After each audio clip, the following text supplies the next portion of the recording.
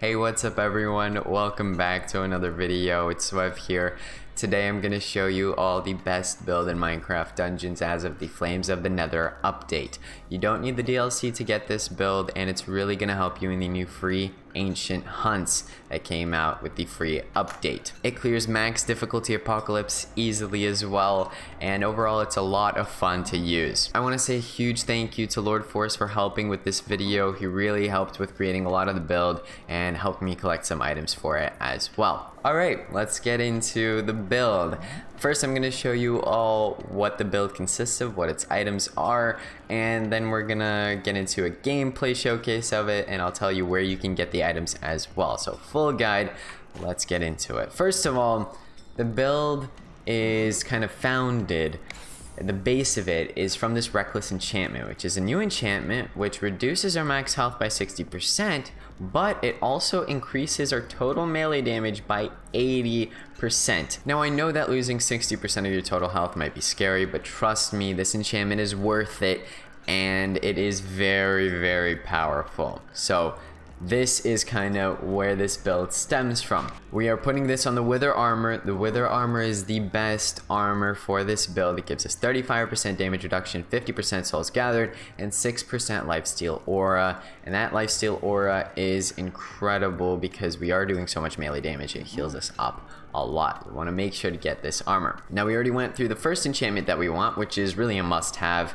Now let's look at the second enchantment, which is also kind of a must-have, I would say, and that is Cowardice. This increases our melee damage by 40%, and it's active pretty much all the time because we're always life-stealing to full health and staying there. Good news is, for our other two enchantments, they don't really matter too much. I'd say that Snowball is good for your third one, and then Chilling for your fourth if you're going for a gilded item like I did. You don't need to get gilded for any of these, by the way, and this build will still perform perfectly. So just know that, yeah, you can kind of choose whichever you like. Snowball saves me from a lot of creepers. I really like that. Chilling's really great as well on a consistent basis. Now taking a look at our melee weapon, we have the double axe, and the double axe is definitely our best choice here because of its high damage, pretty fast attack speed, and also high AoE where it hits a lot of mobs at the same time.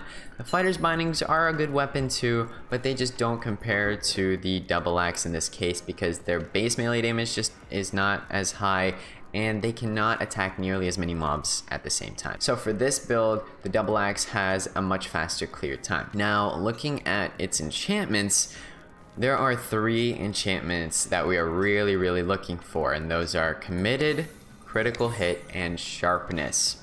The Radiance is a fourth option if you want to go for the Gilded, or Leeching, and that'll just, both of those can give you extra healing, so they'll keep you alive for more. But the main three enchantments that you're really gonna want are these three, and they're really gonna increase your damage by so much, each of them. This just increases your damage against wounded mobs by a lot. Critical Hit just multiplies some of your hits by so much, and then Sharpness just gives you overall consistency damage that also stacks with your other enchantments.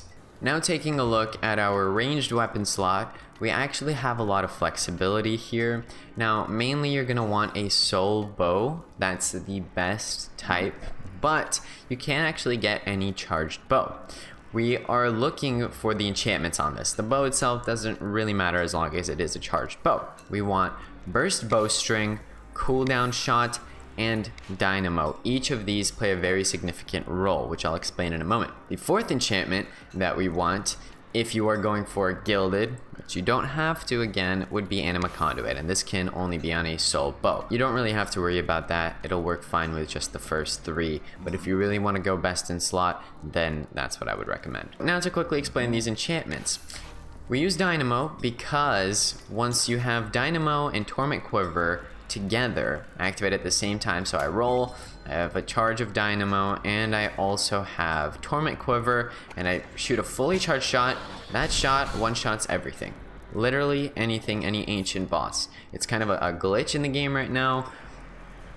It's crazy, right? It's crazy. So you just roll, get Dynamo charge, and shoot your Torment Quiver arrow, and that's going to one-shot everything, and we'll see that in game. For our other two enchantments, Burst Bowstring and Cooldown Shot, The way that cooldown shot works is that every time we shoot a charged shot, the cooldowns of our artifacts are decreased by 1.5 seconds. And with burst bowstring, we fire 3 charged shots every time we roll. So as long as there are mobs around, we roll and we hit 3 mobs with charged shots, and that reduces the cooldown of all of our artifacts by 4.5 seconds every time we roll. That's why we don't need the cooldown enchantment on our armor. So that's it for these 3 items. As I mentioned, for each of them, you don't really need to worry about getting them gilded. I don't want to put you all through that. It's a lot of grinding and it can get overkill. You should be fine just with the base core version of this build. Now looking at our artifacts real quick. First of all, we have the Death Cap Mushroom. Must have, increases our attack speed by a crazy amount for our melee weapon. You just gotta always keep it activated. Ironhide Amulet. This gives us 50% damage reduction, and we always have this activated because with cooldown shot, we just keep refreshing our artifact. So we just keep this up all the time. It really keeps us alive in those ancient hunt scenarios. Then we have Torment Quiver, which lets us combo with Dynamo to do that crazy glitch damage. That's all that we use it for really, but one thing I'll mention is that if there are mobs around and you have this activated, when you roll, it will get activated by your burst bowstring, the Torment Quivers. That's fine though, it's not going to mess you up at all. You can still then just roll, charge up, and shoot as you normally would. The Dynamo also will always be at 1 stack for you as long as you rolled, so the mobs aren't going to mess you up. I'm going to explain that better once we're in game, but I just wanted to clear that up a bit now. I'd also like to recommend some swap-in artifacts. For example, if you're running some just base levels and not ancient hunts, sometimes you can just use Boots of Swiftness and Ghost Cloak instead of the Ironhide Amulet and Torment Quiver, and you'll be completely fine. So I would recommend always keeping these and using them when fit. Also, the Gong of Weakening is great to have, and in the case of the Torment Quiver getting nerfed, or the Torment Quiver and Dynamo combo, then you would just equip the Gong of Weakening instead of it, and that would just complement our melee build and we'd be good to go. That is it for the items in this build. Now let's get to actually figuring out what they do. Now here I have a mission, which I guess let's just abort that and I'll start a new one, and that way I can show you all that I'm doing this from scratch. So I'll just randomly put some stuff in. Offer item. You know what, Hungry Horror is gonna have to go. I've been kind of holding on to that, but for the sake of this video, I'm gonna sacrifice it. I'm not looking for any specific ancients right now. I did make a guide on how you can really use a glitch to make it so that you can use all of your enchantment points, put any items that you want, and they won't get used up, and you can just infinitely run the ancient hunts. But right now, I'm just kind of randomly going through it, so I guess I can offer this, and we have, you know, a few bosses that we can get. Now let's just get into game. As you can see, Apocalypse plus 25 Ancient Hunt, the highest that I can do right now, and if in the future the power level gets increased, the power cap and the Apocalypse levels get increased, as long as you increase the power level of your gear, this build should still hold strong. So confirm difficulty, start Ancient Hunt, and let's get into it. Alright, so I'm loaded in. Let's get to using this build. As you can see, what, 6 million damage, 7 million damage. I mean, it's crazy. And I have to remember to keep rolling. Okay, that's the first thing you have to remember with this build. If you forget to roll, you're definitely going to be getting in bad situations. Okay, I mean, I'm just destroying literally every mob. Okay, that creeper kind of hit me and it didn't even kill me because of the Ironhide Amulet and the overall damage reduction that we have. Here we have enchanted mobs. In these cases, you can just Torment Quiver and it one-shots all of them. But look, you can also melee and it'll do good as well. There we go. And as you can see, sometimes my roll is activating the Torment Quiver, but I mean, it's fine. I can still charge up and use it. Let's see if I get a boss here. Unfortunately, no. I'm just gonna skip the gold room, honestly, because I would rather find bosses.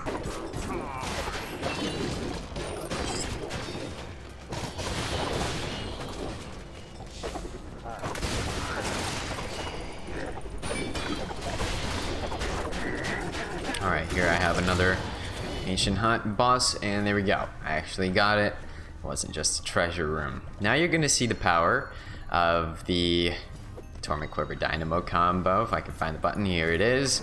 And where are they gonna spawn? There, and dead. Yeah, and it's gone. I mean, you can also use melee weapon. See, I forgot to roll, and my mushroom wasn't off cooldown. But yeah, you can also use melee weapon, but the Torment Quiver right now is just, it's crazy. I just rolled, charged up with Torment Quiver, and shot, and the boss died in one hit. Oh, Redstone Golem. This one, let's just kind of fight him off melee. I mean, you might have to kite him around a bit, just because... Oh, and I killed him with my roll with my Torment Quiver. I did full damage. If you equip the Gong of Weakening for those boss fights, the boss would have been dead in the first 2 seconds of me attacking him. Enchanted mobs. Dynamo activated. Oh, I missed, but let's go again. Here we go. One shot everything. Oh, Enderman. Okay.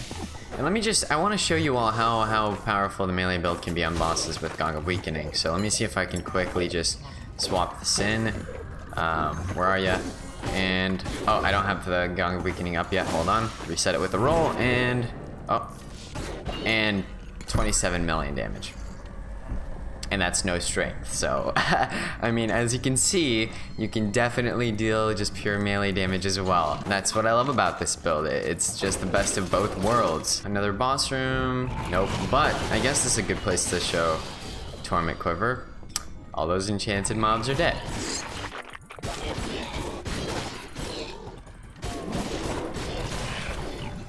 Yeah.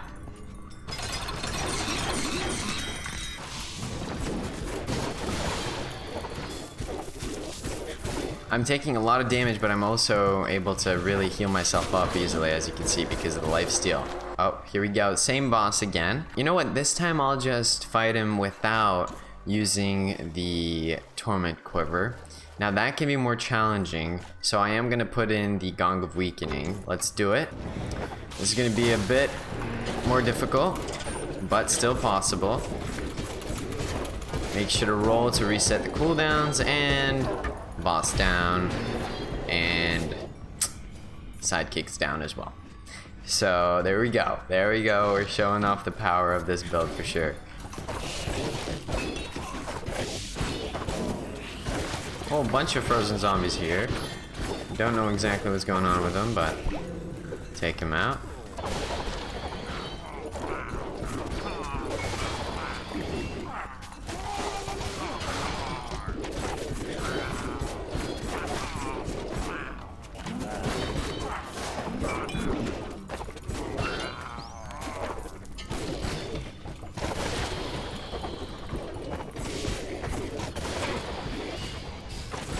Oh, a lot of enchanted mobs here.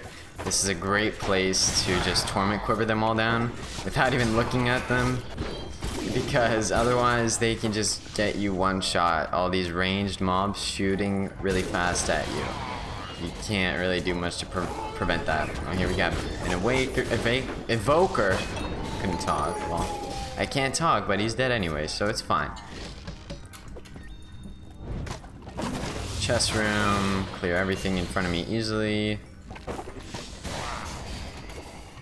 Oh, enchanted mobs. Oh, actually, unlucky timing because I ran out of the charges. Let me just dodge. And Torment Quiver. Okay. That was a bit sketchy, just because of the situation, but I'm good. Oh, and we have one alive. There we go. We're gone. I've gotten to just about the end of the level here, but I'll just barely finish it off. This build has a lot of lifesteal. Like in that case, you really have to keep attacking, because if you stop attacking, these crazy damage ranged mobs are just gonna get you. So just keep attacking and you'll be fine. It can get scary, I know, because you'll see your health drop really low, but you'll still be okay as long as you keep going. These ones are really scary. You just have to Torment Quiver them. Like here, jump. Oh, and he hit me, but I'm still alive. But if you can dodge that, then you can burst him down easily. Okay, so it looks like that's the end of this ancient hunt. Plus 25 difficulty, highest level. We completed it, and I was able to kill every boss. So as you can see, this build is definitely effective. Now to get this build, you have two strategies. First of all, you can get it through ancient hunts, which I made a video about how to do the crazy kind of glitch strategy where you don't have to use any items or enchantment points, or you can just farm it in the normal levels, which is fine as well. And honestly, I would recommend it just because it'll probably be a little faster, and getting the gilded items with the perfect enchantments is just very difficult. It takes a lot of grinding. So to get the items for this build, you go to high block halls for the death cap mushroom, you go to lower temple for the ironhide amulet and torment quiver and wither armor, and you just get chests here. You just farm chests, skip mobs. Here, by the way, you skip all the mobs. Just go to any of the pig chests, obsidian chests, and completion chests. That's what you're looking at for this. Here you want the chests and completion chests for the artifacts. Then after you've done that, you're gonna head over to Soggy Swamp to farm for the double axe by killing every mob that you see, because this is actually going to be a lot faster than Soggy Cave. We're just looking for the best enchantments double axe. We're not looking for a unique one in specific, and that's why Soggy Swamp is better. I recommend it. The double axe is only available on Apocalypse or higher, so remember that. For the bow slot, we just want to go to Creepy Crypt, get all the secrets and chests here. Skip all the mobs. I would go maybe a few sub-levels down, and then you can just upgrade your items later. Here, the soul bow and the regular bow drop, both of which can work with this build. And one thing I want to add is upgrading your items is very important. Okay, I have all my items at the max that I could upgrade them to. Soul artifact you can't fully upgrade to 251. And just to show you a comparison, here I have a 247 double axe, and here I have a 251 double axe. There's an 11,000 damage difference between these two. It's crazy. So you're gonna want to make sure that you upgrade all of your items as much as you can. This is only a 4 power level difference, and it's like 11,000 damage, which also gets increased even more by our enchantments. So anyways, everybody, that is a full guide and showcase of this new build. I'm excited to see all of you try this in game. I think you're really all gonna enjoy it. Thank you all for watching. Let me know what you want to see next, and leave a comment of your thoughts on this build. Like, subscribe if you enjoyed, and I will see you all in the next video. Peace out, everybody.